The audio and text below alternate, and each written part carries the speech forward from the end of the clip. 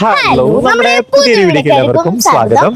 അപ്പൊ ഇന്ന് നമ്മൾ ബിഗിനേഴ്സ് ചാലഞ്ചിന്റെ 5ാമത്തെ ക്ലാസ് ആണ് ഉദ്ദേശിച്ചിരിക്കുന്നത്. ഇന്നത്തെ ക്ലാസ്സിൽ നമ്മൾ കഴിഞ്ഞു പോയ കാര്യങ്ങൾ എങ്ങനെയാണ് ഇംഗ്ലീഷിൽ പറയാ സിമ്പിൾ ആയിട്ട് എന്നതാണ് നോക്കാൻ പോകുന്നത് കേട്ടോ. നമ്മൾ കഴിഞ്ഞ ക്ലാസ്സിൽ എന്താ പറഞ്ഞിരുന്നത്?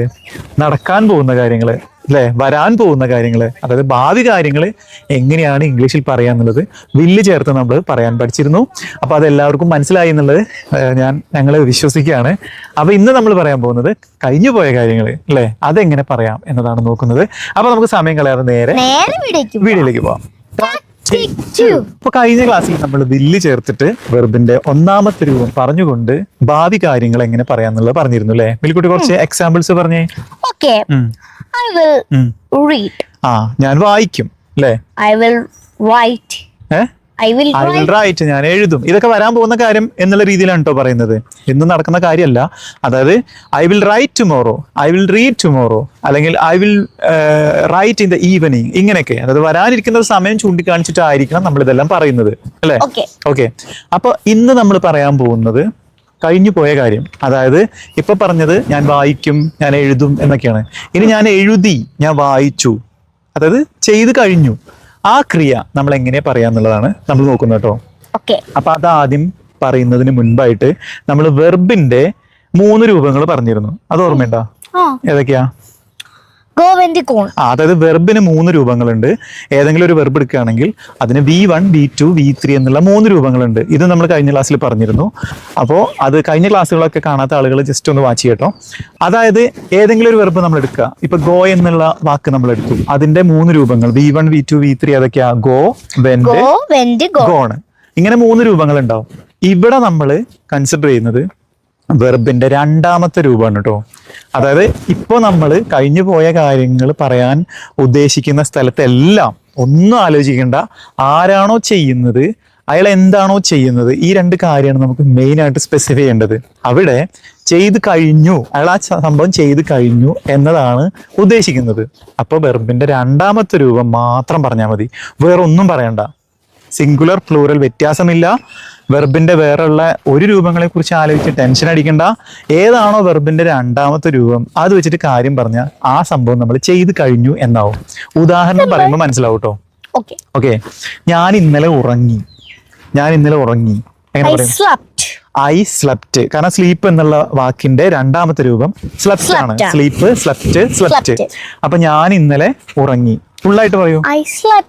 I slept yesterday. ഞാൻ ഇന്നലെ അവനെ കണ്ടു. അപ്പൊ കണ്ടു എന്നുള്ള വാക്ക് നമ്മൾ മനസ്സിലേക്ക് ആലോചിക്കുക. മീറ്റ് എന്നുള്ളതാണ് കണ്ടുമുട്ടുക. അപ്പൊ മീറ്റിന്റെ 2ാമത്തെ വാക്ക് അത് മീറ്റിന്റെ 2ാമത്തെ വാക്ക് പറയാം, മെറ്റ് അല്ലെ. സോ എന്നും പറയാം. സോ എന്ന് പറയുന്നത് നമ്മൾ ഒരാളെ അവിടെ നിന്ന് ജസ്റ്റ് ഇങ്ങനെ കാണൂലേ, അതിനാണ് ഇപ്പൊ ഐ സോ ഹിം എന്ന് പറഞ്ഞാൽ ഞാൻ അവനെ കണ്ടു. പക്ഷെ നമ്മൾ പരസ്പരം 2 ആൾക്കാർ തമ്മിൽ കണ്ടുമുട്ടൂലേ അല്ലെ, കാര്യങ്ങളൊക്കെ കൺവേ ചെയ്യാൻ വേണ്ടിയിട്ട് നമ്മൾ പരസ്പരം കണ്ടുമുട്ടും. അപ്പൊ ആൾത്തിന് പറയുന്ന വാക്കാണ് മീറ്റ്. അപ്പൊ മീറ്റും സിയും തമ്മിലുള്ള വ്യത്യാസം എല്ലാവർക്കും കൺഫ്യൂഷൻ ഉണ്ടാവും. അത് ഇതാണ്. ഐ സീ ഹിം എന്ന് പറഞ്ഞാൽ ഞാൻ അവനെ കാണാറുണ്ട്, ഐ മീറ്റ് ഹിം എന്ന് പറഞ്ഞാൽ ഞാൻ അവനെ കണ്ടുമുട്ടാറുണ്ട്. ഓക്കെ, അപ്പൊ ഇപ്പൊ നമ്മൾ പറഞ്ഞത് ഞാൻ ഇന്നലെ അവനെ കണ്ടുമുട്ടി, ഞങ്ങൾ കുറെ നേരം സംസാരിച്ചു കണ്ടുമുട്ടിയതിന് ശേഷം എന്നുള്ളതാണ്. അപ്പൊ ഐ മെറ്റ് ഹിം ഇന്നലെ. I met him yesterday. ഞാൻ ഇന്നലെ അവനെ കണ്ടുമുട്ടി. ഇനിയോ, കഴിഞ്ഞ മാസം ഞാൻ എക്സാം പാസ്സായി. അപ്പോൾ ഇതെല്ലാം പറയുമ്പോൾ നമ്മൾ പറയുന്ന സെന്റൻസിന്റെ ലാസ്റ്റ് വരുന്ന വാക്കുണ്ടല്ലോ, ഞാൻ എക്സാം പാസ്സായി. അപ്പൊ ഈ പാസ്സായി എന്നുള്ള വാക്കാണ് നമ്മളെ മനസ്സിലേക്ക് വരേണ്ടത് കേട്ടോ. അതാണ് നമ്മൾ നേരെ സബ്ജക്റ്റ് പറഞ്ഞതിന് ശേഷം പറയാ. അതായത് ഇതിന്റെ ഓർഡർ എന്ന് പറയുന്നത് സബ്ജക്റ്റ്, വെർബ്, ഒബ്ജക്റ്റ് ആണ്. ഇവിടെ നമ്മൾ സബ്ജക്റ്റ് ആരാണോ ചെയ്യുന്ന ആള്, വെർബ് എന്ന് പറയുന്നത് വെർബിന്റെ 2ാമത്തെ രൂപം, അത് കഴിഞ്ഞിട്ട് ഒബ്ജക്റ്റ് പറയും. ഇപ്പൊ ഞാൻ പരീക്ഷ പാസ്സായി എന്നാണെങ്കിൽ ഞാന് പാസ്സായി പരീക്ഷ, ഇങ്ങനെ വരിക. അപ്പൊ പാസ്സായി എന്നുള്ളതാണ് ഇവിടെ ക്രിയ. ആ ക്രിയ എന്നുള്ളത് വെർബിന്റെ 2ാമത്തെ രൂപം ആലോചിക്കുക, അത് പറയാം. ഇത്രേ ഉള്ളൂ കേട്ടോ. അതിന്റെ സ്ട്രക്ചർ ഇതാണ്: സബ്ജക്റ്റ്, വെർബ്, ഒബ്ജക്റ്റ്. ഇത്രേ ഉള്ളൂ. ആ വെർബ് എന്ന് പറയുന്നത് V2 ആയിരിക്കും, വെർബിന്റെ 2ാമത്തെ രൂപമായിരിക്കും. അത് മാത്രം ശ്രദ്ധിച്ചാൽ മതി. അപ്പൊ ഞാൻ പരീക്ഷ പാസ്സായി എങ്ങനെ പറയും? I passed exam. ഞാൻ പരീക്ഷ പാസ്സായി. ഞാൻ കഴിഞ്ഞ മാസം പരീക്ഷ പാസ്സായി എന്നാ പറഞ്ഞേ. അപ്പൊ എങ്ങനെ പറയാ? കഴിഞ്ഞ മാസം last month. I passed exam last month. ഞാൻ കഴിഞ്ഞ മാസം പരീക്ഷ പാസ്സായി. ഞാൻ അവനോട് ചോദിച്ചു. I asked him. ഞാൻ അവനോട് നിന്നെ പറ്റി ചോദിച്ചു. നിന്നെ പറ്റി എന്നുള്ളതിന് him. About you. I asked him about you. ഞാൻ നിന്നെ പറ്റി അവനോട് ചോദിച്ചു. ഞാൻ നിന്നെ പറ്റി അവനോട് ഇന്നലെ ചോദിച്ചു. I asked him about you yesterday. ഇങ്ങനെയാണ് സെന്റൻസ് നീട്ടി നീട്ടി കൊണ്ടുവരാം കേട്ടോ. നമുക്ക് ആദ്യം വേണ്ടത് ഇതിന്റെ കാതലായിട്ടുള്ള സബ്ജക്റ്റ് വെർബ് ഇത് മാത്രമാണ്. ഞാൻ അവനോട് ചോദിച്ചു എന്നുള്ളതാണ് ഇവിടെ പ്രധാനപ്പെട്ട ക്രിയ. അപ്പൊ ചോദിച്ചു, I asked him, അല്ലേ? ഇത്രേ ഉള്ളൂ. ബാക്കിയൊക്കെ നമുക്ക് എന്ത് വേണമെങ്കിലും ഇതിലേക്ക് കൂട്ടി അത് നോക്കാം. നെഗറ്റീവ് ആക്കുന്നത് എങ്ങനെയാണെന്നുള്ളതും ചോദ്യം ചോദിക്കുന്നത് എങ്ങനെയാണെന്നുള്ളതും ഏതൊക്കെ സബ്ജക്റ്റിന്റെ കൂടെ ഇത് ചേർക്കുമ്പോൾ എന്തെങ്കിലും പ്രത്യേകത ഉണ്ടെന്നുള്ളതൊക്കെ നമുക്ക് നോക്കാം. ഹീയും ഷീയും ഒക്കെ വെച്ചിട്ട് അതായത് സബ്ജക്ട് മാറ്റിയിട്ടൊന്ന് നോക്കാട്ടോ എന്താ സംഭവിക്കാം. അവൻ എന്നെ കല്യാണത്തിന് വിളിച്ചു. കല്യാണത്തിന് വിളിക്കുക എന്നുള്ളത് നമുക്കറിയോ? കോൾഡ് എന്ന് പറയുന്ന വിളിച്ചു എന്ന് വേണമെങ്കിൽ പറയാം. പക്ഷെ ഇൻവൈറ്റഡ് എന്നാ പറയാ. കല്യാണത്തിന് ക്ഷണിച്ചു അല്ലെ? അപ്പൊ എങ്ങനെ പറയാ? He invited me for the marriage അല്ലെ? He invited me for the marriage. അവൻ എന്നെ കല്യാണത്തിന് വിളിച്ചു. കഴിഞ്ഞു പോയ കാര്യല്ലേ? ഇനിയോ അവള് എക്സാം പാസ്സായി. അവൾ എക്സാം പാസ്സായി. എക്സാം. She passed exam. അമ്മ ഭക്ഷണം പാകം ചെയ്തു. പാകം ചെയ്തു. അപ്പോ സിമ്പിൾ അല്ലേ? മൈ മദർ പാകം ചെയ്തു. കുക്ക്ഡ്.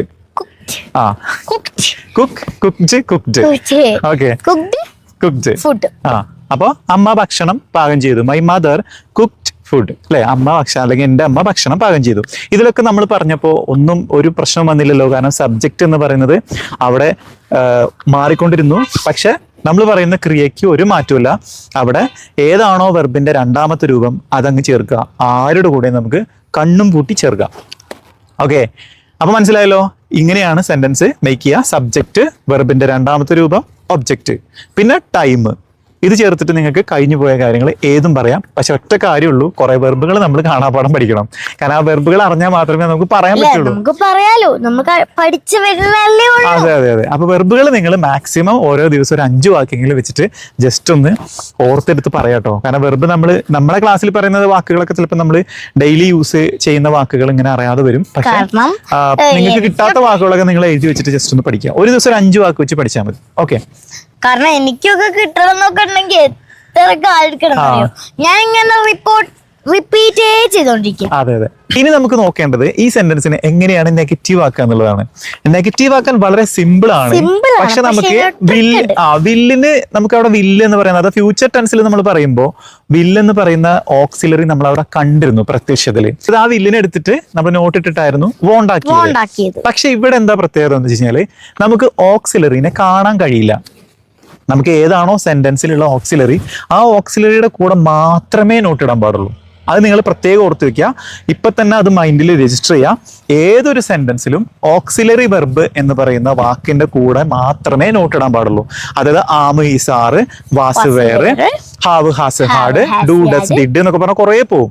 അതിൽ നമ്മൾ ആകെ പഠിച്ചിരിക്കുന്നത് ആമ് ഈസ് ആറും വാസും വേറും ബില്ലും ഇത്രേ നമ്മൾ പഠിച്ചിട്ടുള്ളൂ. ഇപ്പൊ നമ്മൾ പഠിക്കാൻ പോകുന്ന ഡിഡും.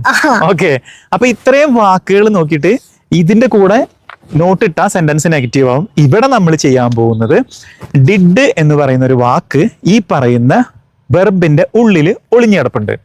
അത് നമ്മൾ കണ്ടുപിടിച്ചിട്ട് അതിന്റെ കൂടെ ഡിഡ് ഇടണം എന്നുള്ളതാണ്. അപ്പൊ കണ്ടുപിടിക്കുക എന്നുള്ള എല്ലാ വാക്കിനും ആ ഡിഡ് നമ്മൾ പ്രത്യക്ഷത്തിൽ കാണൂല. അതായത് ഇപ്പോ ഞാൻ ചോദിച്ചു എന്നാണെങ്കിൽ ഐ ആസ്ക്ഡ്. അപ്പൊ ആ ആസ്ക് എന്ന് പറയുന്ന വാക്കിന്റെ കൂടെ ഡിഡ് ചേർത്തതാണ് ആസ്ക്ഡ്. അതായത് ആസ്ക് പ്ലസ് ഡിഡ് ആണ് ആസ്ക്ഡ്.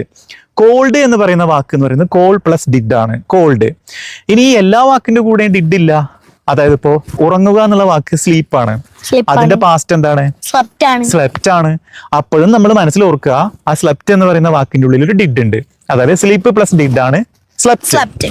കഴിക്കുക എന്നുള്ള വാക്ക് ഈറ്റ് ആണ്. അപ്പൊ കഴിച്ചു എന്നാണെങ്കിൽ എയ്റ്റ് ആണ്. അപ്പൊ ഈറ്റ് പ്ലസ് ഡിഡ് തന്നെയാണ് എയ്റ്റ്. ഇത് നിങ്ങൾ ജസ്റ്റ് ഒന്ന് മനസ്സിൽ പിടിക്കുക. അതായത് വെർബ് V2 നമ്മൾ എടുത്തല്ലോ, അതിന്റെ ഉള്ളിലെല്ലാം എല്ലാ വാക്കിന്റെ ഉള്ളിലും ഒരു ഡിഡ് ഉണ്ട്. അപ്പൊ നമ്മൾ എന്ത് ചെയ്യാം? ആ ഡിഡിനെ ഇങ്ങോട്ട് പുറത്തെടുക്കുക. എന്നിട്ട് വെറുതെ ഒരു നോട്ട് ഇട്ട് കൊടുക്കുക. അപ്പൊ ഡിഡ് നോട്ട് ആയില്ലേ. എന്നിട്ട് നമ്മൾ വെർബിന്റെ ഒന്നാമത്തെ രൂപം പറയാം. അതായത് നമ്മൾ ആദ്യം പറഞ്ഞ V1 എന്ന് പറയുന്ന വാക്കിന്റെ കൂടെ ഡിഡ് ചേർത്തപ്പോഴാണ് നമുക്ക് V2 കിട്ടിയത്. ഇനി ഈ V2 നിന്ന് നമ്മൾ ഡിഡിനെ പുറത്തെടുക്കുകയാണ്. അപ്പൊ അവിടെ എന്തേ ഉള്ളൂ? ഈ V1 തന്നെ ഉള്ളൂ. V1ന്റെ കൂടെ ഡിഡ് ഇട്ടപ്പോഴാണല്ലോ V2 കിട്ടിയത്. ഈ V2 നിന്ന് നമ്മൾ ഡിഡിനെ പുറത്തെടുക്കുമ്പോൾ ഇനി അവിടെ V1 മാത്രമേ ഉള്ളൂ. അപ്പൊ ഡിഡിന്റെ കൂടെ നോട്ട് ഇടുന്നു, V1 പറയുന്നു, സെന്റൻസ് നെഗറ്റീവായി. ഓക്കെ, എക്സാമ്പിൾസ് പറയുമ്പോൾ മനസ്സിലാവും കേട്ടോ. വേഗം പറഞ്ഞോളൂ, സമയം പോകുന്നു. I didn't call him. ഞാൻ അവനെ വിളിച്ചില്ല. അപ്പൊ കണ്ടോ, ഐ കോൾഡ് എന്ന് നമ്മൾ പറഞ്ഞില്ലേ, അതിൽ നിന്നും ഡിഡിനെ പുറത്തെടുത്തു, ഡിഡിന്റ് കോൾ ആയി. അതായത് കോൾ എന്ന് പറയുന്ന വാക്കിന്റെ കൂടെ ഡിഡ് ചേർത്തപ്പോൾ കോൾഡ് എന്നായിരുന്നു, അതിൽ നിന്നും നമ്മൾ ഡിഡിനെ പുറത്തെടുത്തു, അപ്പൊ അവിടെ കോളേ ഉള്ളൂ. അപ്പൊ ഐ ഡിഡിന്റ് കോൾ ഹിം, ഞാൻ അവനെ വിളിച്ചില്ല. അടുത്തത് he drived കാർ. അതാണ് വാക്ക്, സെന്റൻസ് നോട്ടാക്കാനാണ് ഞാൻ വിചാരിച്ചത്. ഹി ആണ് പറഞ്ഞത്. Okay, he didn't drive car. സംഭവം നെഗറ്റീവ് സെന്റൻസ് കറക്റ്റ് ആണ്, പക്ഷെ പോസിറ്റീവ് സെന്റൻസ് തെറ്റാണ്. ഹി ഡ്രൈവ്ഡ് അല്ല, ഹി ഡ്രോവ് എന്ന് പറയാം. ഡ്രൈവ്, ഡ്രോവ്, ഡ്രിവൺ, ഇതാണ് പ്രശ്നം. അതായത് എല്ലാ വാക്കിന്റെ കൂടെ നമ്മൾ ഡിഡ് ഇട്ട് കഴിഞ്ഞാൽ നമുക്ക് വാക്ക് കിട്ടില്ല. അപ്പൊ നമ്മൾ കുറച്ച് എന്ത് ചെയ്യണം, വാക്കുകൾ കുറച്ചൊന്ന് പഠിക്കണം. He drove. അപ്പൊ ഈടി വെച്ച് പറഞ്ഞാൽ എല്ലാം ശരിയായിക്കൊള്ളുന്നില്ല, ചിലത് ചക്കയ്ക്ക് ശരിയാവും, അത്രേ പറയാൻ പറ്റുള്ളൂ. അപ്പൊ ഹി ഡ്രോവ് ദ കാറിന് നമ്മൾ എന്ത് ചെയ്യണു, ഹി ഡിഡിന്റ് ഡ്രൈവ് എന്നാക്കി. He didn't drive the car. സംഭവം നമ്മൾ വളരെ കറക്റ്റ് ആയിട്ട് തന്നെ ആലോചിക്കണം. ഡിഡിനെയാണ് നമ്മൾ പുറത്തെടുത്ത് നോട്ട് ഇടുകയാണ്. പിന്നെ നമുക്ക് അവിടെ V1 പറയണം, V2 ഒരിക്കലും പറയരുത്. അതായത് ഹി ഡിഡിന്റ് ആസ്ക്ഡ് എന്ന് പറയരുത്, ഹി ഡിഡിന്റ് ആസ്കേ ഉള്ളൂ. പിന്നെ ആസ്ക് ഉള്ളൂ, ആസ്കേ ഉള്ളൂ. ഹി ഡിഡിന്റ് ആസ്ക്ഡ് പറയരുത്, ഹി ഡിഡിന്റ് ആസ്കേ ഉള്ളൂ. ഇനി നമുക്ക് നെഗറ്റീവിലുള്ള 1-2 സെന്റൻസ് കൂടി നോക്കാം. ഞാൻ ഇന്നലെ സ്കൂളിൽ പോയില്ല. ഞാൻ ഇന്നലെ സ്കൂളിൽ പോയില്ല. അപ്പൊ ആദ്യം കിട്ടുന്നില്ലെങ്കിൽ ഞാൻ ആദ്യം സ്കൂളിൽ പോയി എന്ന് പറയാം. സ്കൂൾ. അത് ഉത്തരം കറക്റ്റ് ആണ്. I didn't go to school. ഇനി കിട്ടാത്ത ഒരാളാന്ന് വിചാരിക്കും. അപ്പൊ നമ്മൾ എങ്ങനെ ഉണ്ടാക്കുക? നമ്മൾ അപ്പ് ഉണ്ടാക്കേണ്ടത് ഇതൊക്കെ ഞാൻ പറഞ്ഞുതരാം. നമ്മൾ ഫസ്റ്റ് ഇപ്പൊ ഇംഗ്ലീഷില് ഉത്തരം പറഞ്ഞില്ലേ, ആ ഉത്തരത്തിൽ തന്നെ ഡിഡ് ഉണ്ട്, അതിനെ പുറത്തെടുക്കുക. പക്ഷെ പെട്ടെന്ന് നമുക്ക് കിട്ടുന്നില്ല. അപ്പൊ നമ്മൾ എന്ത് ചെയ്യുന്ന ചോദിക്കണേ? പെട്ടെന്ന് കിട്ടിയില്ലെങ്കിൽ അപ്പൊ ആദ്യം നമ്മള് ഒരു പോസിറ്റീവ് സെന്റൻസ് അങ്ങ് പറയാ. അതായത് ഞാൻ സ്കൂളിൽ പോയില്ല എന്നല്ലേ, അപ്പൊ ഞാൻ ആദ്യം പോയി എന്നങ്ങ് പറയാം. അപ്പൊ എന്താണ്? ഞാൻ സ്കൂളിൽ പോയി. I went to school. I went to school എന്നാണ്, ഞാൻ സ്കൂളിൽ പോയി. ഇനി അതിനെയാണ് നമ്മൾ നോട്ടാക്കേണ്ടത്. അപ്പൊ നമുക്ക് ആ വെന്റ് എന്നുള്ള വാക്ക് നമ്മുടെ കയ്യിലുണ്ട്. അതിനെടുത്തിട്ട് അത് ആരുടെ കൂടെ ഡിഡ് ഇട്ടപ്പോഴാണ് വെന്റ് കിട്ടിയത്? അതായത് ഗോ എന്ന് പറയുന്ന വാക്കിന്റെ കൂടെ ഡിഡ് ഇട്ടപ്പോഴാണ് നമുക്ക് വെന്റ് കിട്ടിയത്. അപ്പൊ നമ്മൾ എന്ത് ചെയ്താൽ മതി? Didn't go. സിമ്പിൾ അല്ലേ? I didn't go to school. ഞാൻ സ്കൂളിലേക്ക് പോയില്ല. അങ്ങനെയാണ് നമ്മൾ സെന്റൻസിനെ നെഗറ്റീവ് ആക്കുന്നത് കേട്ടോ. ഞാൻ ഭക്ഷണം കഴിച്ചില്ല. I didn't have food. Have food പറയാം, അല്ലെങ്കിൽ ഐ ഡിഡിന്റ് ഈറ്റ് ഫുഡ് എന്ന് വേണമെങ്കിൽ പറയാം കേട്ടോ. നമ്മളിപ്പോ ഈറ്റിനെ ഒഴിവാക്കി. അതായത് ഈ ഹാവ് എന്ന് പറയുന്ന വാക്ക് ആക്ച്വലി ഒരു ഓക്സിലറി വെർബാണ്. അതിന് ഉണ്ട് എന്നാണ് മീനിങ്. പക്ഷെ അവിടെ കഴിക്കുക എന്നൊരു മീനിങ്ങും ഈ ഹാവ് എന്ന് പറയുന്ന വാക്കിനുണ്ട് കേട്ടോ. അത് നിങ്ങളൊന്ന് ഓർത്ത് വെക്കുക. ഹാവ് എന്ന് പറഞ്ഞു കഴിഞ്ഞാൽ കഴിക്കുക എന്നും അർത്ഥമുണ്ട്, ഉണ്ട് എന്നും അർത്ഥമുണ്ട്.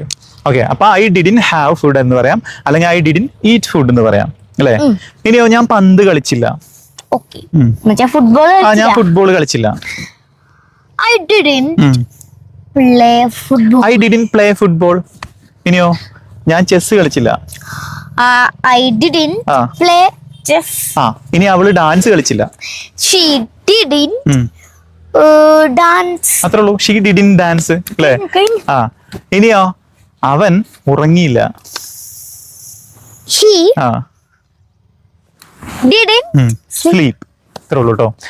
ഇനി ഇതിനെ ചോദ്യമാക്കാൻ വളരെ സിമ്പിൾ ആണ്. നമ്മൾ ഈ പറഞ്ഞ 2 സെന്റൻസ് ഉണ്ടല്ലോ, അതായത് പോസിറ്റീവ് സ്റ്റേറ്റ്മെന്റും നെഗറ്റീവ് സ്റ്റേറ്റ്മെന്റും, അതിൽ നിന്നും ആരെ പുറത്തെടുത്താൽ ചോദ്യമാകും?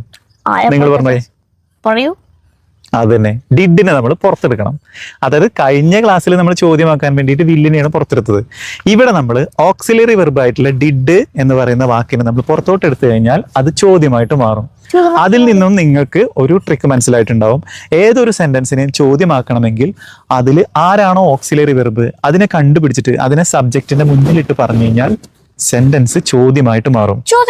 എങ്ങനെയാണ് എന്നുള്ളത് നമുക്ക് എക്സാമ്പിൾ നോക്കാം. ഞാൻ നിന്നെ വിളിച്ചു. എന്തായിരുന്നു?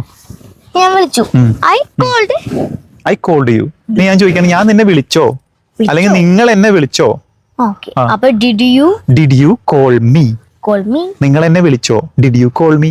അപ്പൊ ഐ കോൾഡ് എന്ന് പറയുന്ന വാക്കിൽ നിന്നും ഡിഡിനെ പുറത്തെടുത്തു. എന്നിട്ട് അവിടെ നമ്മൾ നിങ്ങൾ വിളിച്ചോന്നാ ചോദിക്കുന്നത്. അപ്പൊ ഡിഡ് യു കോൾ മീ? നിങ്ങൾ എന്നെ വിളിച്ചോ അല്ലെ? നിങ്ങൾ എന്നെ കണ്ടോ? ആ അപ്പൊ ഡിഡ് യു സീ മീ? നിങ്ങൾ എന്നെ കണ്ടോ? ഇനി നിങ്ങൾ എന്നെ കണ്ടുമുട്ടിയോ എന്നാണെങ്കിൽ did you meet me? Did you meet me അല്ലെ? നിങ്ങൾ ഭക്ഷണം കഴിച്ചോ? Did you eat food? ഭക്ഷണം കഴിച്ചു എന്നാണെങ്കിൽ ഐ എയ്റ്റ് ഫുഡ് എന്നാ പറയാ. അപ്പൊ ഐ എയ്റ്റിൽ നിന്ന് ഡിഡിനെ പുറത്തെടുത്തു, അപ്പോ ഈറ്റ് ആയിട്ട് മാറും. അപ്പൊ ഡിഡ് യു ഈറ്റ് ഫുഡ്? നിങ്ങൾ ഭക്ഷണം കഴിച്ചോ അല്ലെ? അവൻ ഉറങ്ങിയോ?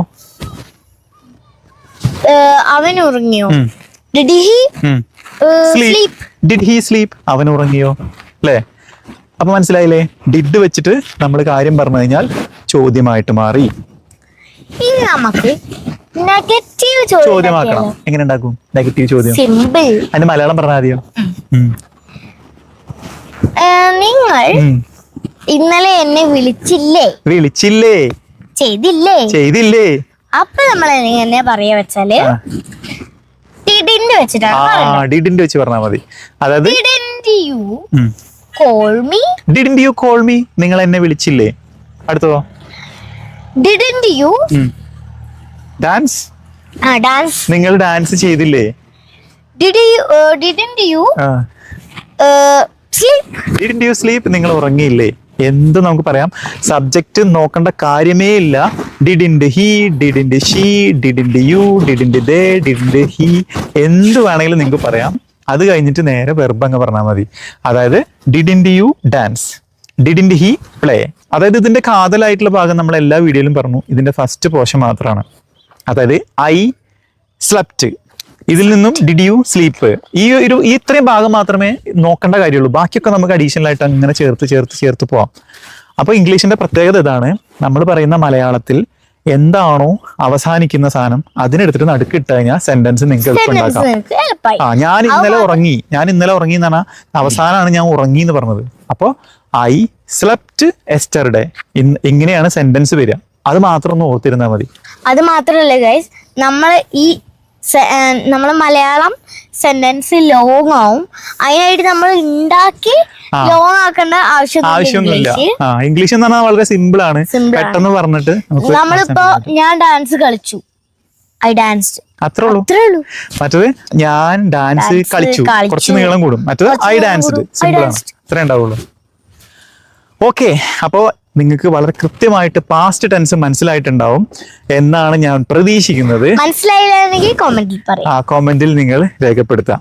അപ്പൊ നിങ്ങൾക്കുള്ള ചോദ്യം, ഞാൻ 2 മാസം മുൻപേ ഡൽഹി സന്ദർശിച്ചു. ഇത് നിങ്ങൾ കമന്റ് ബോക്സിൽ ഒന്ന് കമന്റ് ചെയ്യാം. അടുത്തമായിട്ട് ഞാൻ എന്താ തരാൻ പോണ വെച്ചാൽ, ഇന്നലെ നിങ്ങൾ ഫുട്ബോൾ കളിച്ചു. അതാണ് മിൽക്കുട്ടിയുടെ ചോദ്യം. അപ്പൊ 2 ചോദ്യമാണ്. ഈ 2 ചോദ്യത്തിന് ആൻസർ നിങ്ങൾ കമന്റ് ചെയ്യാം. നിങ്ങൾക്ക് മനസ്സിലാവാത്ത എന്തെങ്കിലും ഉണ്ടെങ്കിൽ അതും നിങ്ങൾ കമന്റ് ചെയ്യുക. മറക്കാതെ നിങ്ങളൊന്ന് ലൈക്ക് ചെയ്യുക. നിങ്ങളെ വിലയേറിയ അഭിപ്രായവും നിർദ്ദേശങ്ങളും നിങ്ങൾ കമന്റ് ബോക്സിൽ ടൈപ്പ് ചെയ്യാം. അപ്പൊ ഇത്രയാണ് പറയാനുള്ളത്. അതുവരേക്കും ലൈക്ക് ചെയ്യുക, സബ്സ്ക്രൈബ് ആൻഡ് കമന്റ്. ഇഷ്ടപ്പെട്ടില്ലെങ്കിൽ ഡിസ്ലൈക്ക് ചെയ്യുക.